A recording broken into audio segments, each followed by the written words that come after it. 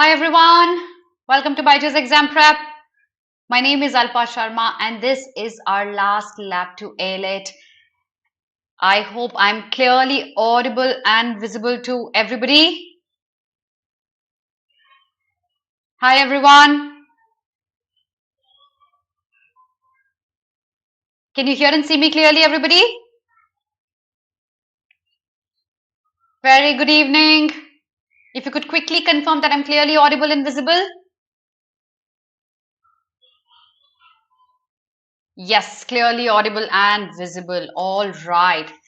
So today we meet only a few days before the examination AILET happens on Sunday.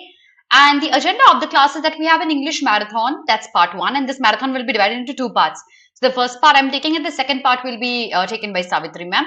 And we've divided some topics. So some topics are going to be covered up today and some topics are going to be covered up in the part two taken by Savitri ma'am after a couple of days.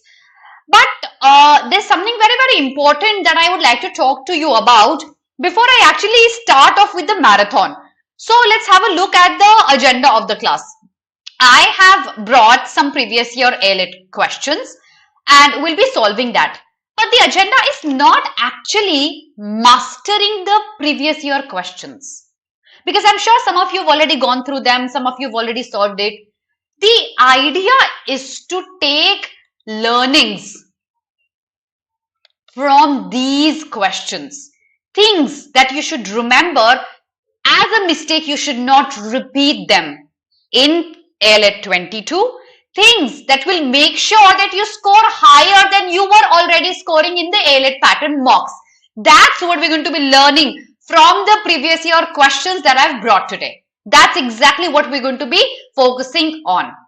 Now, there's a very important chart that I've brought today, which I want you to focus on completely. Let's understand a few things, okay? I hope you've understood the agenda. The agenda is not to master the previous year questions. The agenda is to take learnings from them. And along with that, we shall be applying some terminologies. We should be learning more things. I'll try to make this session a very compact one, a very power-packed one where we'll be learning many things, okay? So let's have a look at the bifurcation of questions over the last few years of the AILET paper. Two things we need to keep in our mind before we start with the analysis of types of questions. The first thing we need to keep in our mind is that this year the paper pattern changes in the pattern. So instead of a regular 30-35 marks, we have English for 50 marks happening now. And we don't know what's going to happen because AILET did not release an official sample paper from their side. So everything we're going to be doing is going to be from the perspective of anticipation. What we anticipate. So we're going to be talking about that. Okay. And apart from that, we also need to remember is that what all can come up in the examination apart from the changes, that the number of questions that we might see. So that's what we're going to be discussing in detail. Okay. So if you look at last year's paper, we had 5 questions from RC. 20 also had 5 questions. 2019 was an exception with 8 questions. What do you think will happen in 22? Because we have English for 50 marks. What do you think? Will we have more RCs? Is AILET moving closer towards CLAT? What is your anticipation? What do you think? I'd like to know that from you before I give you my 2 cents. What do you think is going to happen here? Okay. And also all the people who are attending me live, make sure you attend the class till the end because there are going to be many new things that I'll be teaching you. So instead of taking it as a marathon, take it as a live class where I'll be teaching you many things. Okay. Stick with me till the end. So I'd like to know it from you. Yes, Shrishti. Okay. Agreed. Maybe 15 more RCs. Okay. So there are strong chances of AILET 22 giving us 2 RCs. But I believe that's not going to be more than that because if you see the pattern of AILET has been focusing a lot on contextual vocabulary, closed tests, fill in the blanks, figure of speech. I think, yes, that's there. Figure of speech. We have intermittently these questions coming up. Analogy, a lot of weightage to error spotting, grammar questions, parajumbles, intermittently they keep coming. And I still believe that AILET is going to be a mixture of RC and other one-liner questions. Unlike CLAT, where the entire focus was on RC. So at max, we can expect 2 RCs to come in. Probably not more than that. So since you have already been preparing for CLAT, and I'm sure all of you have sat for CLAT as well, at least 99% of you, you are through with the basic fundamentals of RC. And in today's session, I shall be focusing on the other types of questions, which CLAT did not focus on, the one-liner ones. Second, the one-liner questions become even more important for us because they are super scoring and they can be done in a jiffy. You can do these questions so quickly that you have time spare for other sections. You, in an instance, you either know the answer or you don't. So you can leave the question if you're not sure and mark the question if you're sure. 2, if you are unsure, how to derive the answer is what I'll be teaching you in today's session. So my anticipation, probably 2 RCs and many one-liner questions. Cloze test, you see the number of questions, 6 in 21, 6 in 19. 20 did not have any, but this is a super scoring section. So is contextual vocabulary. You might not know. So synonyms and antonyms, it's difficult. You might not know the exact meaning of the word, but if it is used in a sentence, you can eliminate a lot of options and come to your answer very closely. And that's why I strongly believe your ability to score higher in AILET is more as compared to CLAT. If you're a good reader, you're going to get through CLAT. But let bygone be bygone. If you are still not a reader, you still have time in your hands. Mind my words. I'll repeat. You still have time in your hands. You can make through this. Yes, Tejas, I can see your comments. Okay. So paragraphs are confusing. It's okay. Good news. AILET doesn't give us a lot of paragraphs. We can score a lot here. Okay. And probably 10 questions roughly out of 50 in RC. The remaining ones, super scoring. So in today's session, we shall be these. Looks good now, everyone. Looks good now. Looks good now, okay? Yes. Okay, let's move on. In the app as well, I think going pretty fine. All right, yes. So let's move on. We'll be focusing on these. Now, there's one thing that I want you to focus specifically on, and that's figure of speech. Okay, I'll be giving you questions right now, and I want you to focus a lot on figure of speech because this is a topic that you can do in 2 days. This is a topic that a little bit of theory, a little bit of practice, and you're going to be a master of that. So your homework after today's marathon will be you learn some new figure of speech and you practice a lot of figure of speech if you still haven't done that. If you've done that, do a quick revision of figure of speech because they are very scoring questions. You see, 6 questions appeared in 2018 and 19, it can come back in 22. So we'll be paying a lot of focus today on figure of speech and a lot on contextual vocabulary as well. So let's start with our marathon very quickly. Let's look at what are foreign words. Okay, so foreign words are basically per se. So basically legal terms that are Latin, Greek, German, French, like Schadenfreude, and you would be asked the meaning of these. That are foreign phrases. They come intermittently, not very frequently though. So that's the idea of yes, that's my point. You can easily master figure of speech in 2 days, and if you get, God willing, 6 questions, you are good to go. You are good to go. So let's start off with our session. I am going to be doing a few things today, and that is I'll be doing contextual vocabulary with a lot of attention to it. I'll be giving you a Cloze test and I'll teach you exactly how to deal with it. So instead of mastering the questions that I've brought today, we'll be mastering the art of solving Cloze test. Remember, instead of a marathon, I'll take this opportunity to teach you many things. We'll be doing some idioms and phrases and we'll pay a lot of attention to figure of speech. Part 2 taken by Savitri ma'am will be covering up error spotting, miscellaneous grammar questions and sentence correction. So that's going to be the agenda of the 2 parts of marathon in English section that we take. All right, so let's start with contextual vocabulary and let's talk a little about contextual vocabulary. Ma'am, according to you, time allotment in English section, yes. So if you had roughly 30 questions, I would expect you, since we have 50, I'll change the timing. Out of 30 questions, I expected you to do this entire section in good 20 minutes. 50 questions, 30 minutes. Because most of the questions are one-liner questions and they do not take time. Even if you have 2 RCs, you can do them in good 15 minutes. 2 RCs can easily be done in 15 minutes. Remaining 15 minutes are more than enough for one-liner questions. So no more than 30 minutes at max. If you are weak with English, you can reduce your time here as well, giving this time, additional time that you have to other sections. Mind my words, not a minute more than 30 minutes. It will not. Okay, 30 is the maximum that you should be sticking to. All right.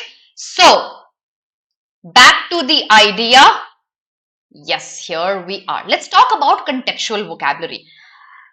Now, see, contextual vocabulary is basically a sentence given to you where one word is highlighted and you have to mark either the synonym or the antonym. Life is easier because I have context here. And since I have context, there are 2 things I need to remember. One thing, a word may have multiple meanings. The meaning of the word will be dependent on the sentence. So make sure before you just look at the word and randomly mark a synonym, look at how it's been used. You remember the example that I had given you in one of my previous classes, like cry means weep, right? The crying, but cry may also mean shout. What does it mean? Depends on the context. Give it a few seconds, read the entire sentence thoroughly and pay attention to what the sentence demands of you. Okay? That's going to be a lifesaver for you. Let's try to solve it with an example, how context is important. Okay? So liability is a super easy word. All the commerce kids would know that. All the law kids, I'm sure, would also know it. Now let's look at the sentence. The old age of, that's an AILET 21 question. The old age of the equipment is definite liability to the factory. So I know the equipments are old. And I know it's something to the factory. If these are old, there's a negative connotation added here. So obviously this liability to the factory also will have a negative connotation. Aid certainly cannot be my answer. What do you think the answer here is? Exactly. Yes, Pratik. Like in finding tones. It's going to be certainly a B. Exactly. Because liability is a burden to you. It's a disadvantage to you. Capacity is a positive word. It can be incurring cost, but then cost can be positive as well. I buy a product, I pay the cost for it, and I enjoy my product. It can come with a positive connotation. But certainly, disadvantage can never come with a positive connotation. My answer has to be a negative one. Do you get the trick here, everyone? The trick here is to get the connotation from the sentence even if I do not know the word. So everyone who's not excellent with your vocabulary, you can still sail through AILET. Remember my words. If you did not perform really well in CLAT, you can still make it to AILET. You just need to be focused. You still have another chance to go. A brilliant NLU is waiting for you. So remember, no, my children, nervousness will not get you anywhere. It will just take you back to what had happened with CLAT if you did not perform well. Okay, the context is very important. Let's try to apply this context to some other questions as well. Okay, this one. So having lived in a ghetto most of her life, she despaired of ever living a good life. She despaired, negative word, and she despaired good life. That means she's going opposite to good life. Opposite to good life is a bad life. Ghetto has to be a negative word. Can it be a public house? Can it be a high-rise apartment, segregated slum, or visitors' quarters? Which one of these has a negative connotation? The only one word that has a negative connotation is going to be A.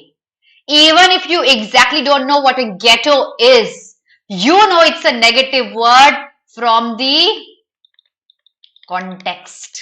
So remember, context is very, very important if you have vocab questions from RC, if you have cloze test, or if you have fill in the blanks, or if you have words highlighted in a sentence where you have to mark a meaning.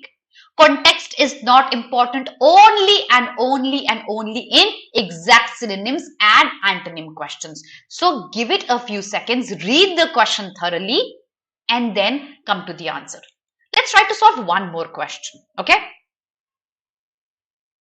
So obviously the answer here is a segregated slum.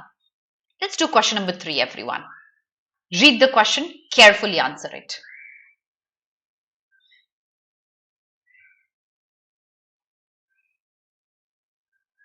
Yes, yes, Zikra.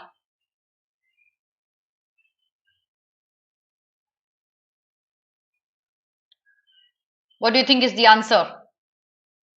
Read the statement carefully.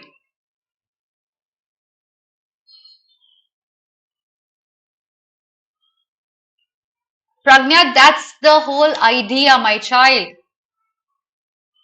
Denial, indulgence, B. Okay, let's get the context here because you don't know the meaning of abnegation.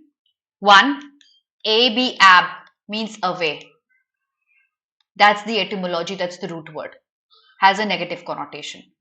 Even if I don't know what does ab mean, let's look at the sentence. Vilification is criticism. The systematic vilification of facts and expertise, negative word. It's a criticism of facts and expertise. Violent, negative word.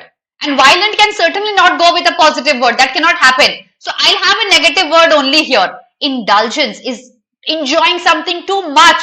Indulgence in watching movies, eating ice creams. This cannot be my answer. People who marked an A, did you think logically here? You did not. You did not think logically, right? So A cannot be our answer. Acceptance, adoption. I am only left with one negative word here, and that is going to be only and only a B.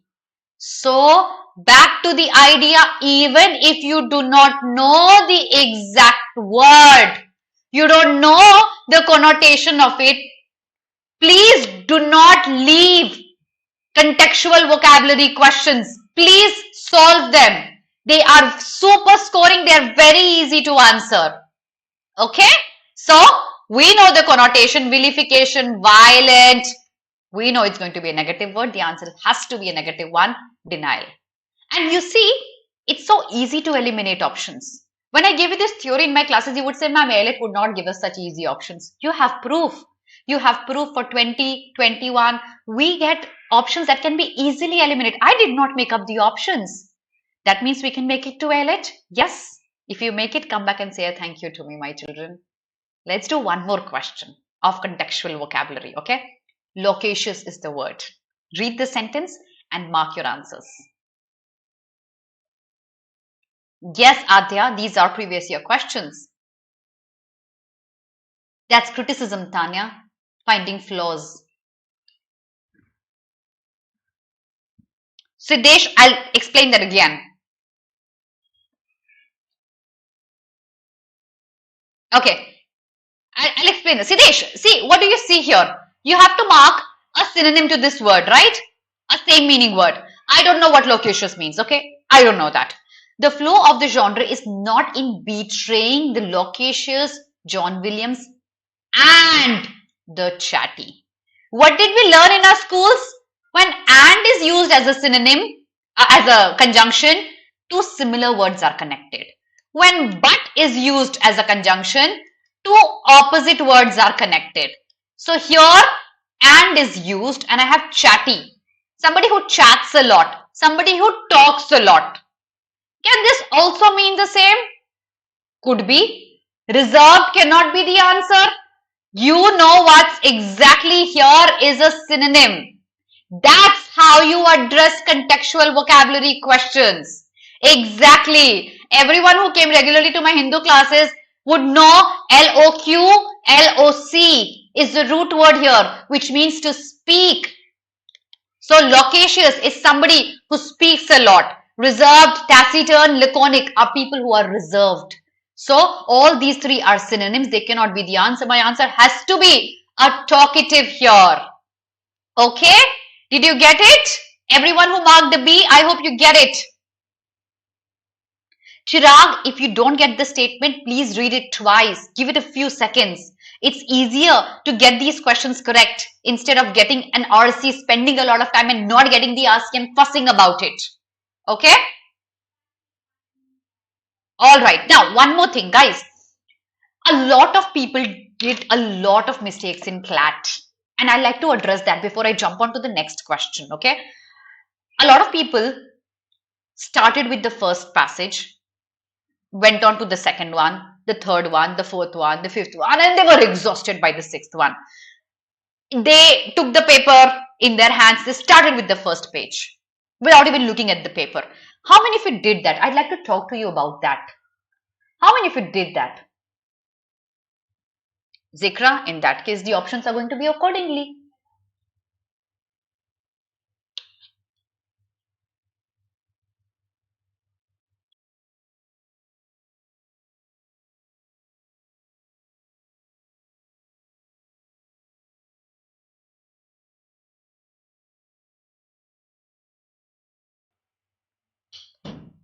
So many of you. So many of you. Okay, guys, I'm going to tell you something. And please, for God's sake, for the sake of getting through AILET, remember my words. AILET is coming up with a new pattern, right? 70 marks of a combination of reasoning questions and 50 marks for English. That has never happened in the history of AILET. Please spare out 2 initial minutes of your examination. When you get the paper, look at the paper, skim through it, see what the paper has for you. Look at it. Please, you don't know what's going to come up in reasoning, the 70 marks. You don't know if maths is going to come. You don't know how many questions of legal. You don't know how many questions of critical reasoning. You don't know what's going to happen. Spare out initial 2 minutes to skim through the paper. What exactly does it have to offer? Make a strategy in your head. How you're going to begin with it. Which is the section you're going to begin with it. They might fill up the entire reasoning section with critical reasoning, their favorite. It could be para-based, it could be one-liner. If you're good with one-liner, go with it. If you're not, leave it for the end. You might have the entire reasoning section with probably 30 marks of maths. You don't know what's going to happen. 2 minutes, spare it out. Mind my words, that's going to save you good 20 minutes of the examination and a lot of sanity. You need to gain your sanity back. Okay? So, please give it some time. Figure out what's your strategy going to be according to your strength, according to your weakness. You are going to get through it. You just need to plan it properly. Without planning, you're going to throw it down the drain. Plan it properly. Okay? Mind my words. Coming back to question number 5. Everybody knows what suffering is. Did CLAT make us suffer a little? It's okay. What should the answer here be? We have to mark a phrase here. What do you think should the answer be?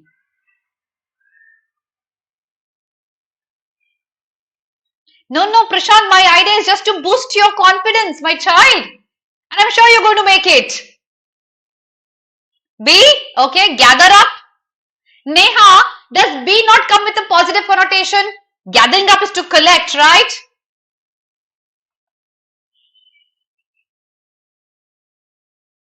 Okay, D, A, okay. Let's understand the meaning of the words. I know suffer, but probably I don't know these. What am I going to do? Gather is with the positive connotation. So when you gather things, you collect. I might go to the field and gather some fruits, gather up courage. It's like collecting, okay? And being strengthening yourself.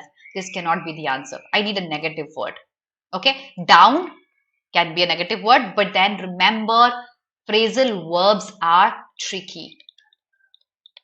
Mind my words, if you do not know the answer, don't mark it. You'll get yourself a negative. Phrasal verbs are tricky and there's no guesswork that you can do here. You either know the answer or you don't. The correct answer is going to be put up with. And why is it going to be put up with? When you suffer, you deal with a difficult situation. When you putting up with means you are trying to manage something. It's a difficult situation and you're trying to handle that. My suggestion, you either know the answer or you don't. If you do not know the answer, do not take the risk. Come in for and put down to can be used with positive connotations. Put up with has to be with struggling. And since suffering is close to struggling, that's going to be your answer. So phrasal verbs intermittently, if you look at the history of CLAT, they have been coming up. They can come back again. Do not take the risk if you're not sure of it. Okay? Shrishti, got it? So that was about contextual vocabulary. Synonyms, antonyms, you can take a lot of risk. Phrasal verbs, be restricted, restrained with your attempts. Do not get a negative here.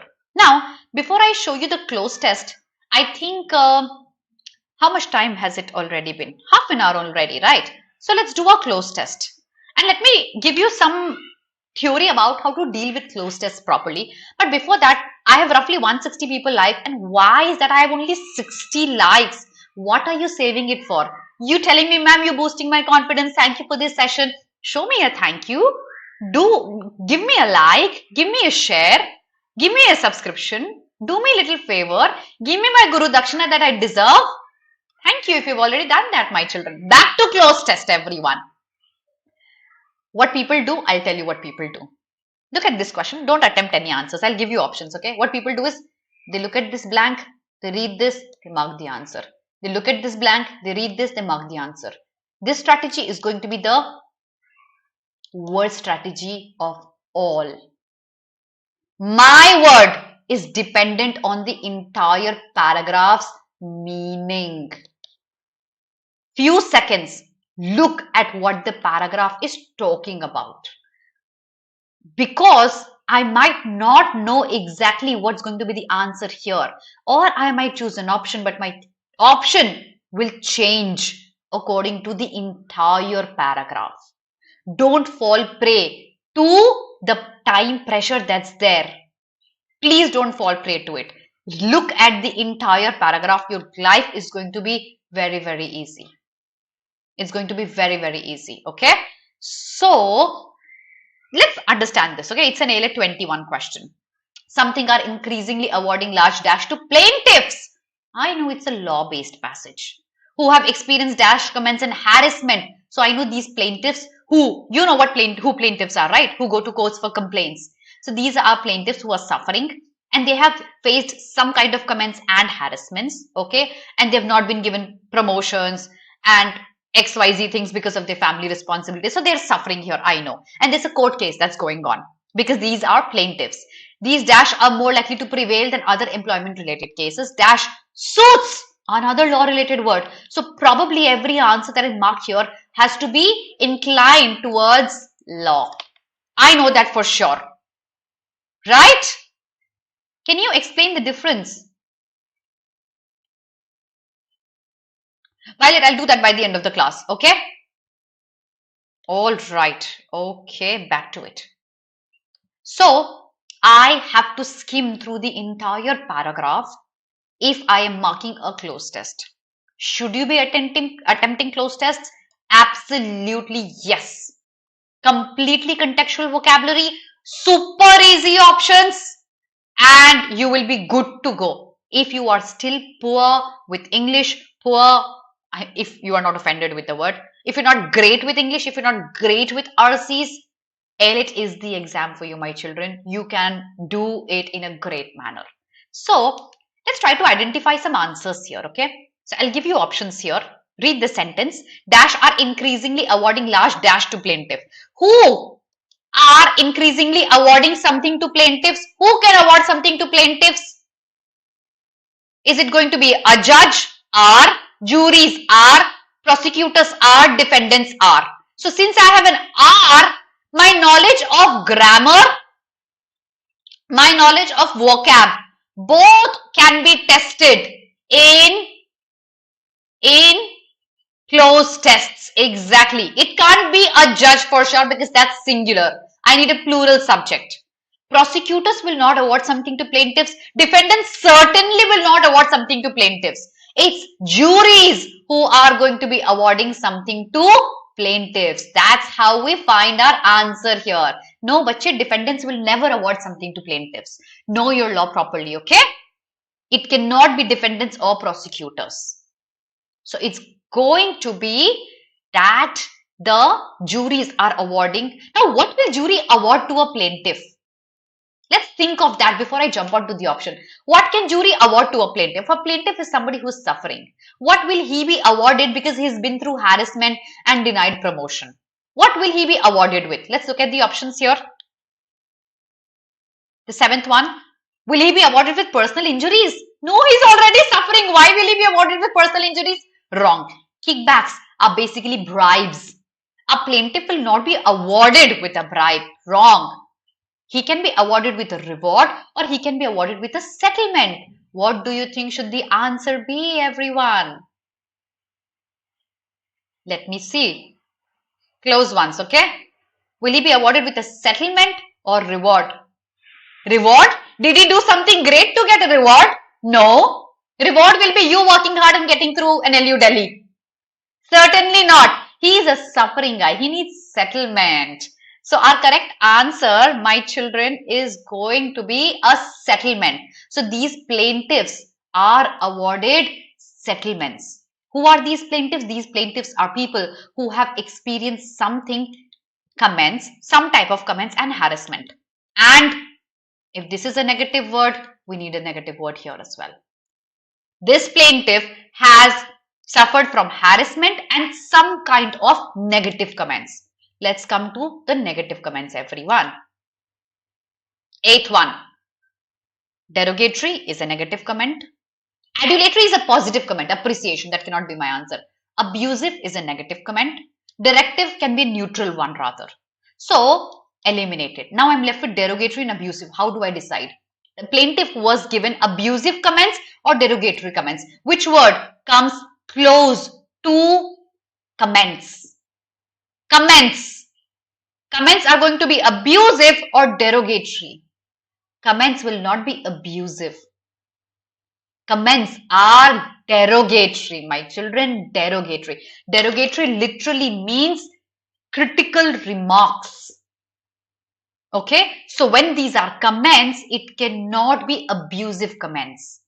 Abusive can be words, abusive can be gestures or taking away your rights.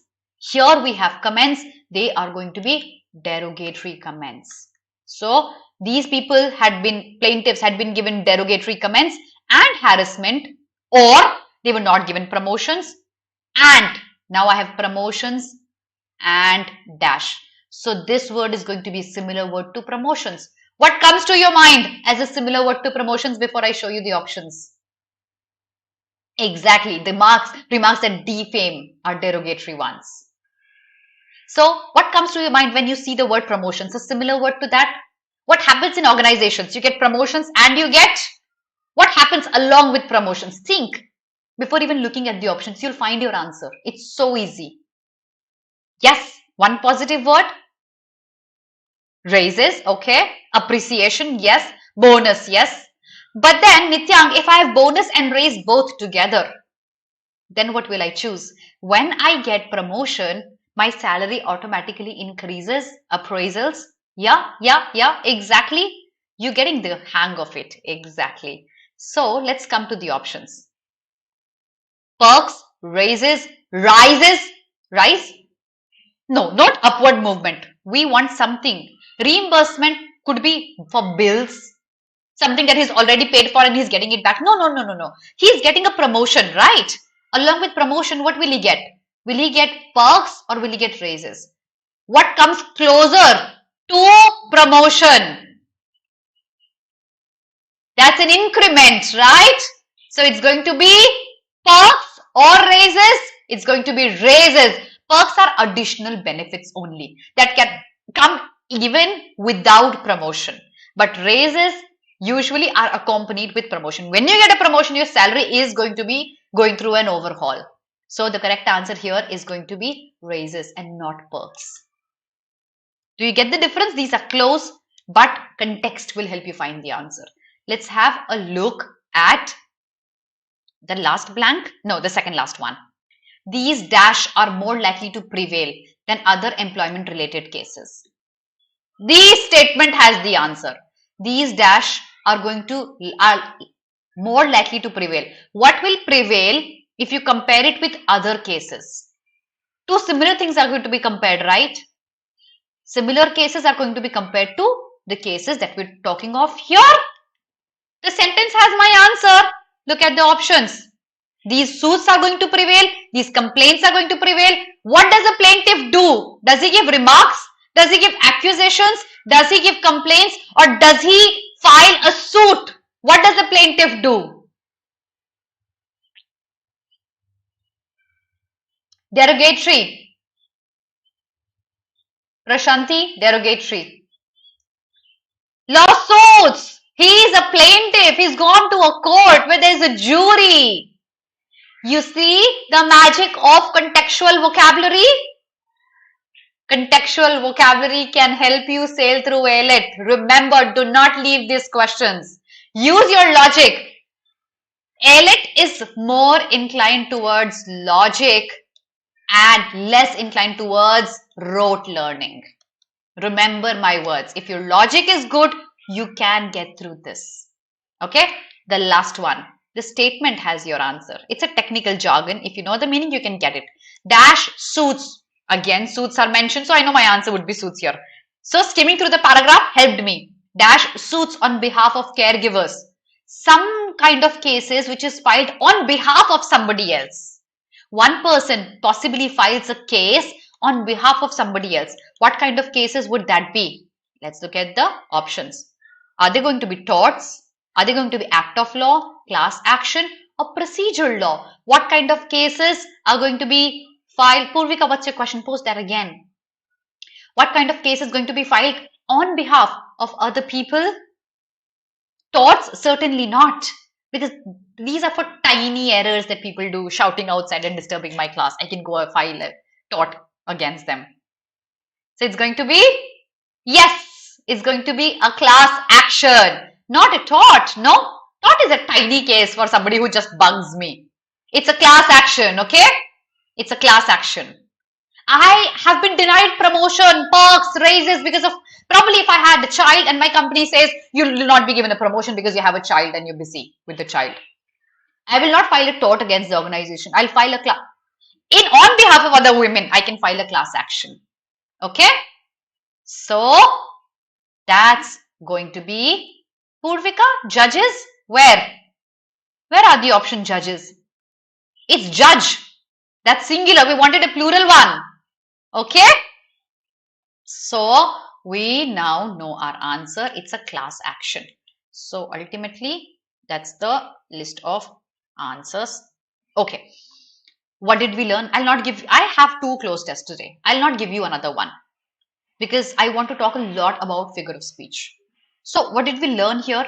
We learned that closed tests are easy. We just need to remember to skim through the whole paragraph before I be impulsive and I succumb to the time pressure and I mug the answer in a jiffy. No, I can't do that.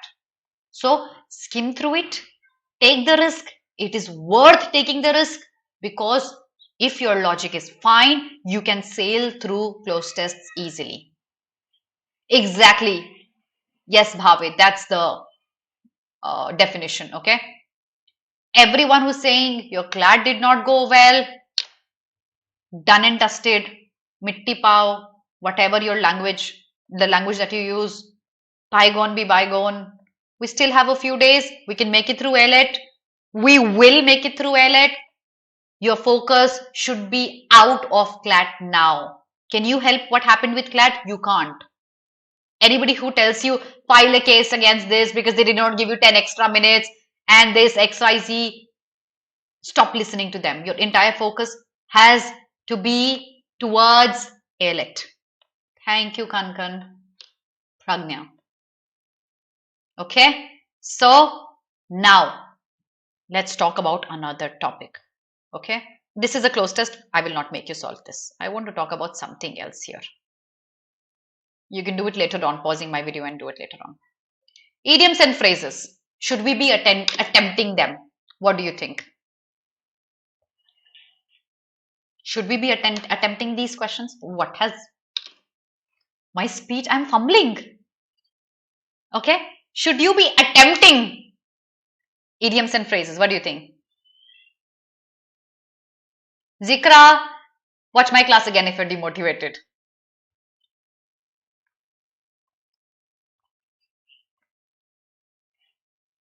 Of course, yes. You should be attempting them. They are very easy. They are. Even if you've never heard of it, you can take hints from it easily. I'll give you an example how you can take hints from it, okay? So, let's do a few questions, okay? Purple patch. Purple color. How does it sound? Positive or negative? How does it sound? Let's take some risk here, okay? You don't get a negative marking in my classes. Let's take some risk. Lakshita, even if you're unfamiliar, you can take the risk. I'll teach you how. Yes, Satvik. So, I don't want to know the answers. You tell me. Positive connotation, negative connotation. Purple. Negative, positive. Ah, okay. If you're a reader, you would know. Okay. So, a purple patch. Purple usually is associated with positivity. Blue, on the contrary, is associated with a little negativity, like you feel blue. Red as well is associated with a little bit of negativity. You see, I've stopped using red colored markers. Okay, so these are certain words that are associated with negativity, and certain words like scarlet and purple, they're associated with positivity. A purple patch. A purple patch is basically a patch of cloth that would be stitched onto a white uniform. And purple is a color that's usually associated with aristocracy, with royalty. Okay. Now, it could be either a safe way to royalty or a period of success. But since it is a patch in something, a long awaited thing, and it's only a patch and not an ongoing thing. It cannot be a safe way to royalty, because safe way has to be an ongoing one. It's going to be a short period of success. So, dark period certainly cannot be our answer. You use some common sense, some contextual idea, and you can get through idioms and phrases. Okay? You can easily get through them. Let me teach you some. No, Madiha, it cannot be tea. Mending old ties, no, because it's a patch. So I need to take hint from the patch as well. Now, probably another idiom that I don't know the meaning of, French leave. Probably French used to do something related to leave. Insulting defeat. Which one of these four is closer to leave?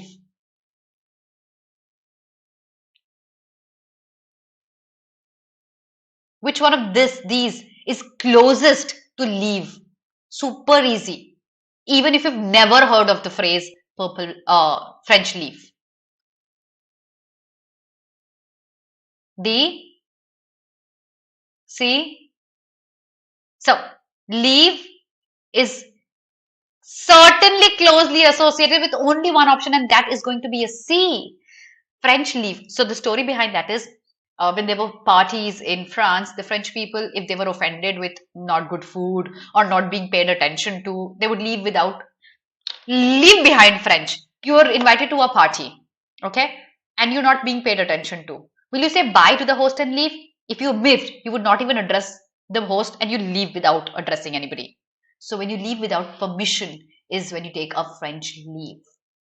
Okay, so if you're leaving the place, the only option that's the closest to it is not time of revelry. Revelry is enjoying. Why will you leave? Okay, so it's going to be leaving without permission. Adya, you could actually link to it. I'll reserve my comments on how French behave, but you could link to it. Yes? Everyone in the app? You getting it now? Yes, Aditi, exactly. Let's do one more. Find your feet. You've never heard of it. You will certainly know the answer even if you have never read this. What's your answer? Find your feet. Find your feet, everyone. I find my feet. What do I do? I escape? No. If I want to escape, why will I find my feet? Adapting and attuning to something? Okay, that's a close one. And finding one's own space? That's a close one too. Yeah. So when you find your feet, it's usually associated with kids who learn to walk, or people who were hurt, who were injured, and they learn to walk back again. They find their own space back. I find my feet. This is my space. The space under my feet cannot be taken by anyone else, right? That's how I find my own personal space, which I don't have to share with anyone else. That's how I find my feet. Okay, our correct answer is going to be a C. I'll tell you a good story now. No, but this is also easy. White knuckled handshake. You do a handshake, but it's too firm that the blood flow stops and your knuckles turn white. It cannot be a friendly handshake. Tight one. What should the answer be? Anushka, the whole idea is that you learn to derive the meaning even if you have never heard of it.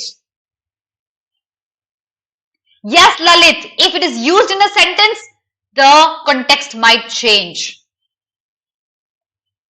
So, if the blood flow stops, the handshake is so tight.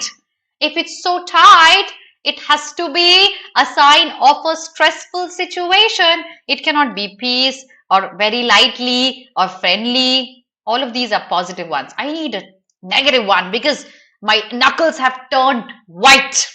It's so hard and so stiff. So that's how you derive the meaning. Did you get the funda, everyone? Even if you've never heard of it, break it, try to infer it. That's how you get the answer. Infer, infer, infer. Okay, let's do one more. And then we'll move on to figure of speech. There's a story that I'm going to tell you behind this, okay? The story might help you know many, many idioms. So, there are many idioms that meat has given origination to. How? Let's discuss it. Turkey is an edible bird. Thanksgiving, it's a custom to make turkey. And many cultures, specifically the Western ones, they talk about meat a lot because they consume it a lot. And thus, it has given birth to many idioms associated with meat. So, if cold turkey is served to somebody, is it a good sign? You tell me the answer. Is it a good sign? Certainly not, right? Certainly not the good sign. So it's like some guests have arrived to my home and I've served them cold turkey. What am I trying to say? I want them to leave because I've had enough of you. So cold turkey is when you withdraw services abruptly. Rather than making it gradual, you abruptly withdraw your services to somebody. So this is what it means. Gradually cutting down? No. Abrupt is cold turkey. Exactly. You're right, Vivek. You're right. So the correct answer here is going to be a D. Cold turkey. Do a little bit of homework. Find out idioms on meat. Find out idioms on colors. Find out idioms on food. You do this homework for a day. I mean, probably an hour. You'll find many ones. And okay, one more thing. When you search for these, you'll get a hang of how idioms can be found and answer for. So you might come across an idiom you've never heard of because idioms are huge and we do not have time. But you'll get a hang of it. And you'll know exactly this is how I have to pave my way through an unknown idiom. So do some research, find some idioms on food. It could be meat, it could be fruits. Find some idioms on colors, find some idioms on body parts, like putting your heart on your sleeve. Okay, find some idioms on body parts as well. This little bit of research would take only 1 hour and will give you a good sense of how to get the correct answer. Okay, yeah. Cold shoulder as well, Diya. You remember? So cold shoulder is another idiom that came out from meat. When you would serve cold shoulder to somebody, so shoulder is a bad cut of meat. There are good cuts and there are bad cuts of meat. So for example, in chicken, leg piece is supposed to be a good cut. Everybody enjoys leg piece. Similarly, from the other animals, shoulder is a bad cut. And you serve somebody shoulder, that too cold. You're unhappy with the situation. That's a cold shoulder. Okay, that's how you hot potato. That's how you practice. Exactly. I hope you get the hang of it now, guys. All right, so let's move on. Let's move on to, I'm going to keep my pen, have a sip of water and talk a lot about it. Last year, we did not have many questions. Does that mean this year we will not have questions? Certainly not. We might have many. If we have many, you should not be in a position of regretting. Don't think that I did not practice.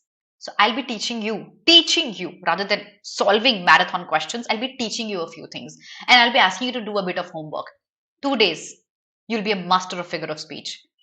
And God willing, if I have 10 questions on figure of speech, come back and say a thank you to me. I'll pitch in for you. What are a figure of speech? I'm sure you've learned the simpler ones. Personification, simile, metaphor. That's what we get in CLAT. These were the kind of options we got in CLAT. AILET, will it give you similar options? Possibly not. Possibly not. Okay, so hopefully AILET will be a cakewalk. It will be, I'm sure it will be. You just need to be aligned for the next 2 days, okay? Yes, Pratik, bloated sausage as well. Correct. All right. So, AILET will not give you such easy ones. It will give you lightities and it will give you antithesis and it will give you metonymy. So, now we are going to be talking about these figure of speech in details. Let's first, no Prachi, that's not going to happen. Let's first solve a question, okay? Read this line because it's a tricky question. And then I'll introduce you to some basic figure of speech and some difficult ones as well. What's your answer here? Shrijal, I'll wait.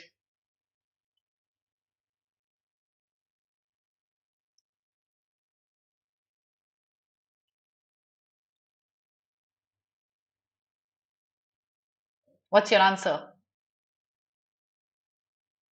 That's Tanya, here it is, metaphysical analogy.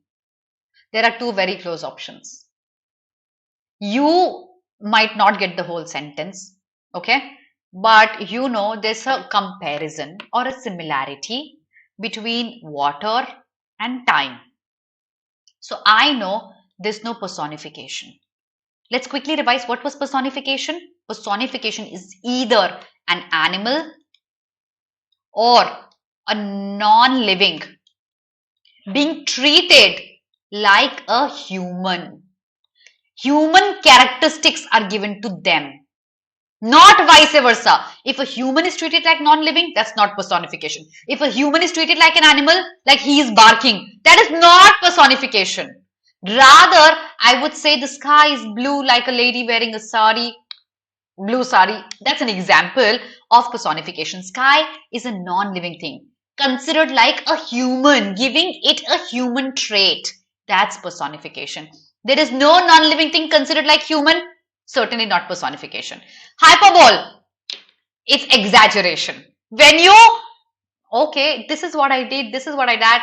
If I would be sad and you don't thank me for the efforts that I taken to teach you, I would cry so much that I would fill the entire ocean with my tears. What did I just do? I just used a hyperbole. It is exaggeration. I can never fill up the entire ocean with my tears. I would be unhappy, but it cannot be a hyperbole. It has to be a hyperbole. I can't fill up the entire ocean with my tears. So exaggeration or hyperbole are synonyms. Okay. Now the tricky part. How do we know if it's a simile or metaphysical analogy? I don't even know what metaphysical analogy is, but I know what analogy is. I know analogy is two unrelated things being compared. So is the case with simile. And in simile, what is the typical thing about simile? We use so, as, and like. We use these words, more of these two words to compare. Okay, that's how we find out simile. I have so. Can I blindly mark B as my answer? Wait, ruko zara. Let's look at D. How do I know what is metaphysical analogy? I know there's an analogy, even if I don't know what's metaphysical. I know there's an analogy. Two unrelated things being compared. Is it being done? Yes. Water and time. Two unrelated things being compared. How do I decide my answer? Who's going to tell me? Komal, how did you decide? How will you decide?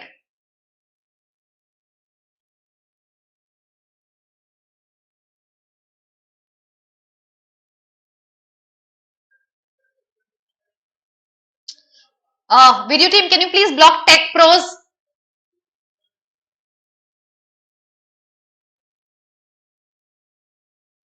How do you decide?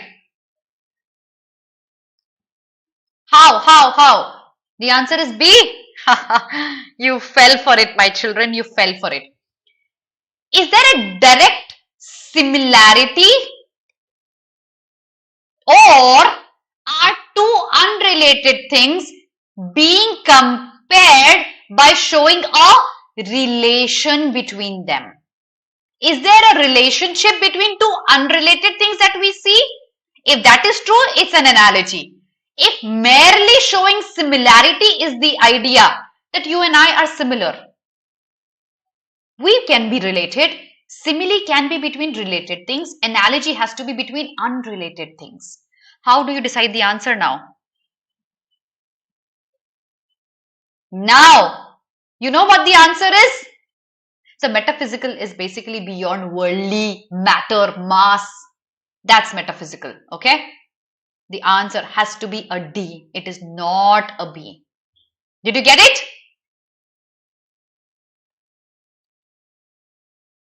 Exactly. So is not used for comparison here. That's how you find the answer. So through this question, I taught you two things. One, the meaning of these. Two, how to eliminate options if there are close ones. Okay?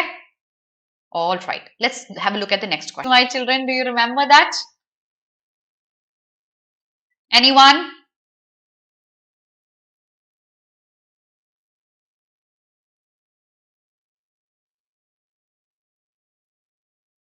No, oxymoron is not onomatopoeia. No.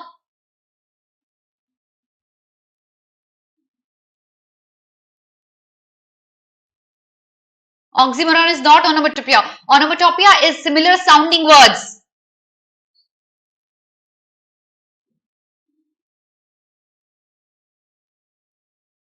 Okay?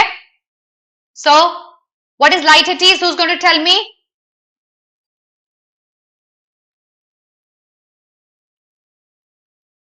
Nobody? Being too polite?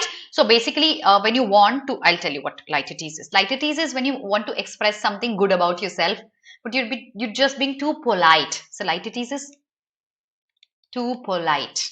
You're just trying to be subtle here. That subtle way, and that's usually that subtleness comes with a negative way of saying it. So a very common example, I'm a man of no means. I'm just an aam aadmi, said by the PM himself. He is not an aam aadmi, right? But he himself says, I'm just an aam aadmi. Or I am a man of no means. That means if the statement comes from somebody who's very, very popular, he's just trying to be humble by stating the opposite so that he doesn't come across as arrogant.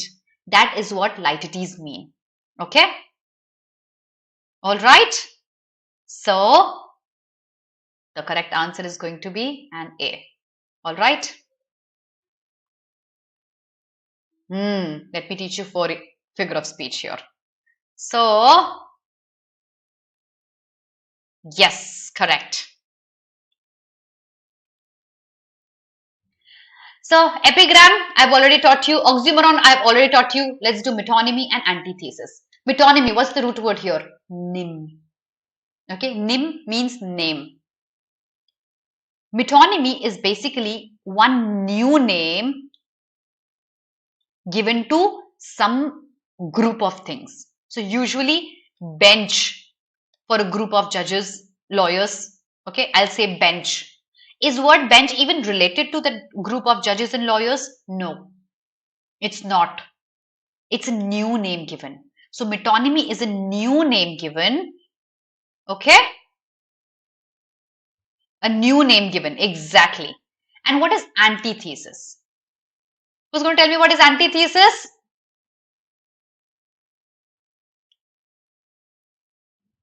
Yes, Aditi, yes. What is antithesis? Who's going to tell me? Opposites. But how is it different from oxymoron? A house for parliamentarians? Yes. Jury? Yes, these are examples of metonymy. Two different ideas, Rishabh, we know it now. Crown for king. But how is it different from oxymoron? Two different clauses. Yes, Sudha, that's the whole idea. So, in oxymoron, I'll have two different words, opposite meaning words placed adjacent. Here we'll have two different ideas. Exactly. Yes, Flat also gave us opposite of contrast. Okay. For two different things. Exactly. In antithesis, we'll have two opposite words used for two different things, not the same. That's what antithesis is. So, she succeeded, I failed.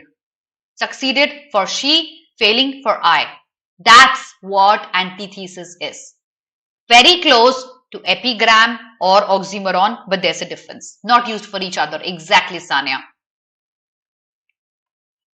Ankit, in the next class, part 2 of our marathon, we'll be discussing error spotting questions as well. Okay?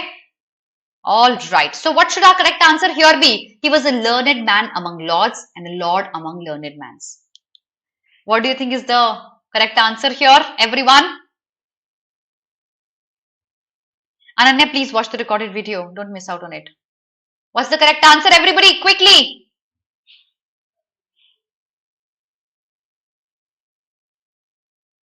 Neil, I would agree with you. Yes. Metonymy? Why? What's one word given here for a group? I don't see that. I don't see that. No. It cannot be a metonymy. There's not one name given for a group that's an unrelated name. It's an epigram, a subtle way of stating the opposite for criticism. You say something here, then you say the opposite. To grab attention, it's a witty remark for criticism. It's an epigram. It's not an antithesis. Two opposite words are not used for different things. We need to have exact opposite words like winning and losing, good and bad. That's what antithesis will be. Two opposite words are not placed close together. So even if you were confused with the meaning of epigram, you knew these words and they could not be the answer here. Okay? Get it, everyone? Yeah. So that's what epigram is. Next question. I've already explained what slighted is, antithesis, paradox. No, I haven't explained what paradox and anticlimax is. Let me explain these as well. By the way, what do you think should the answer be? Let me have a sip of water.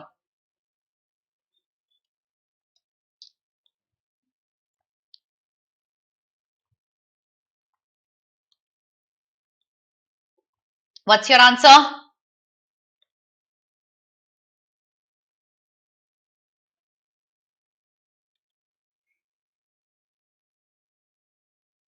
Paradox, anticlimax. Okay, let me teach you these. Anticlimax, I'll teach you two figure of speech here. Climax and anticlimax. Climax is this. Good, better, best. Increasing the degree of something, usually positivity. So when I say a man, we are people of no means. We run this world and we are the God. No means running this world, God. Do you see the rise? That's climax. Now, obviously, anticlimax would go in the opposite direction. right? So anticlimax would be going from good to bad. That will be anticlimax. Usually, anticlimaxes are used for as demeaning or defamatory sentences. I'll give you an example. Okay. Now,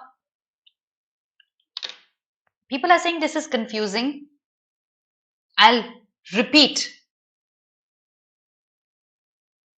I'll repeat what I had said in the beginning. People who think climax is the end, no, that is not the end. It's increasing the degree through a graph. We're doing figure of speech and not literal words. Back to it. Please work on figure of speech. You just need to be attentive, do a day's homework, practice some questions. It's a very scoring one, and you can easily within seconds get the correct answer of it. I have very high hopes on you getting many questions on figure of speech. Okay. Now I'll give you an example of anticlimax so that everybody gets what anticlimax is. Anticlimax is going in the opposite direction. So somebody in the app gave me an example. Good teacher, good employee, good wife. Hemant, you remember my example. I'll repeat this for anticlimax. Alpa ma'am is a good teacher, good employee, and a good wife. What? Teacher, employee, wife? Are these even related? You're trying to demean me by saying that. It's an offensive statement. How does my caliber of being a teacher or an employee or a wife even compare? It does not. That's how you take a downtrodden right. So anticlimax is moving in the downward direction, decreasing the degree of something. Okay? So in climax, you increase the degree. Anticlimax, you reduce the degree. All right. So we had nothing to do and we did it very well. Are we reducing the degree, or are we showing opposing ideas? What does a paradox mean? A paradox means when we have two opposing ideas. Yes, he lost his family, his car, and his father. And his phone, sorry. He lost his family, his car, and his phone. Losing his family and losing his phone are not even comparable. That's so demeaning to say that. That's anticlimax. You guys remember my examples. Okay? So paradox is when you have two opposing ideas that should not be true, but yet they are placed together. That's what paradox is. What do you see here? Do you see a paradox? Do you see a paradox here, everyone? You do. We had nothing to do, yet we did it very well. What did you do when you had nothing to do? You can't do something very well when you had nothing to do at all. So these are two opposing ideas which cannot exist together, yet they exist together. I'm sure you've solved paradox, a lot of it in critical reasoning. Two situations that cannot exist together simultaneously because they are opposite, yet they exist together because of some reason. That's a paradox. That's what is happening here. We had nothing to do, yet we did it very well. What did you even do when you had nothing to do? So it's going to be a paradox. Oh, okay, my children. That was. Do you want to learn some more figure of speech? Should I teach you some more? Give me an answers. Give me an answer. Do you want to learn some more figure of speech, some new ones?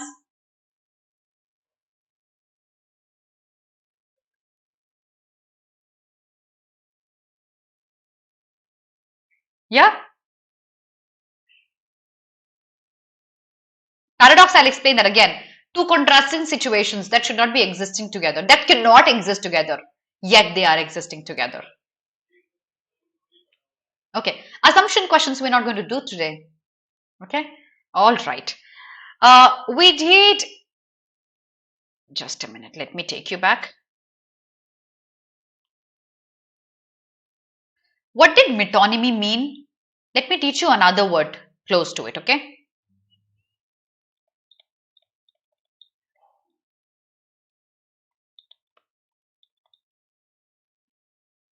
Yeah. Okay. So Grammar tricks in the next class. Grammar in the next class, part 2 of the marathon, okay? Duration of the class, as much as I want to teach, as much as you want to learn. Okay? So, we did metonymy. That was one name given to a group and the name was not associated, like bench and house for parliament, right? Whereas synecdoche, you pronounce it as synecdoche, okay? Synecdoche is a similar one. One name given to a group or something else, but this name will be related to the group. If you have bench, this word is not related. But if I say, I am going to earn my bread, this bread is not, you're actually buying literal bread from the market. Can I say this bread denotes something else? It does. Yes. And that wheels for car, Srijal, perfect example. That is another example of a figure of speech, synecdoche. So metonymy, unrelated name. Whereas synecdoche, related name. Like wheels for car, it's related. Bread for food, it's related. Breadwinner, it's related. Exactly. That's what synecdoche is. Everyone who's asking for grammar, the next class, part 2 taken by Savitri ma'am, will be addressing it. We'll be doing grammar in that class as well. Okay? So, did you get synecdoche, everyone? Any questions in synecdoche? Let me teach you another one. All right.